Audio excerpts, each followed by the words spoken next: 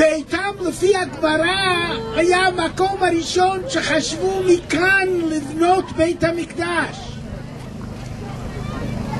ולכן יש כל כך הרבה משמעות למקום הזה. דבר שני, אתם יודעים שאחרי בפרשת אמור, אחרי אלה מועדי השם מקראי קודש והכל, וגומרים את פרשת המועדות, גומרים אפילו את חג הסוכות.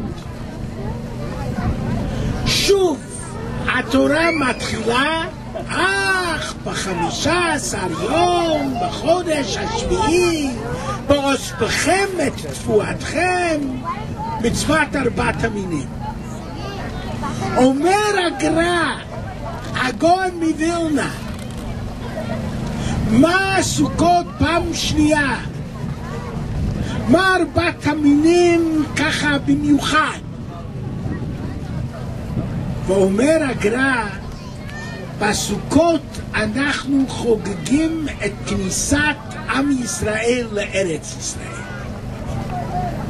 ו4 המינים היבול של ארץ ישראל.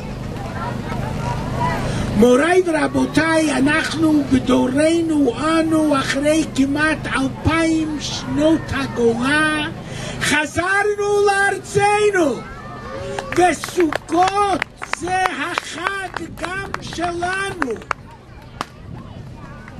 ואין דרך יותר טוב להוכיח את זה כמו להתחיל לאכלס את גבעת האיתם. ואני רוצה לומר 2 דברים. איפה נדיה? נדיה, סליחה? נורא חשוב.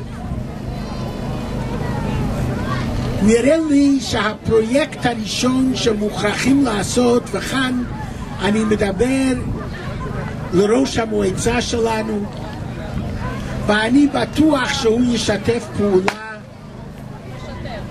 אני בטוח שאנחנו צריכים לסדר את הכביש בין אפרת לכאן. מוכרחים להתחיל מיד לסדר את הכביש,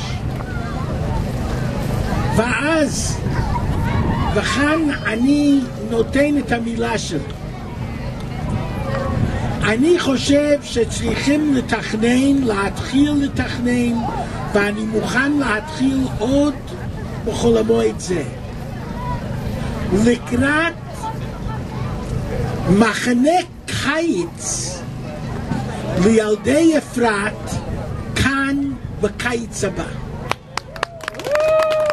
אם יהיה לנו רק את הכביש, זה דבר שבקלות נוכל לעשות. אני לוקח את זה, כל ההוצאות מה שלא יהיה, מצלמה, וידאו, מה שאתם רוצים, מחנה קיץ כאן. אני מתנה את זה עם הכביש, רק עם הכביש. ברגע שיש את הכביש, נוכל בקלות לעשות את זה. ונראה לי שזו תהיה התחלה מצוינת, ואנחנו באמת נזכור שבחג סוכות תשע"ב ממש מקדישים כמקום קבע גבעת האיתם, ואז תהי שנת עונג וברכה, עין בית, עונג ובברכה, בעזרת השם יתברך לשנה החדשה. כל טוב.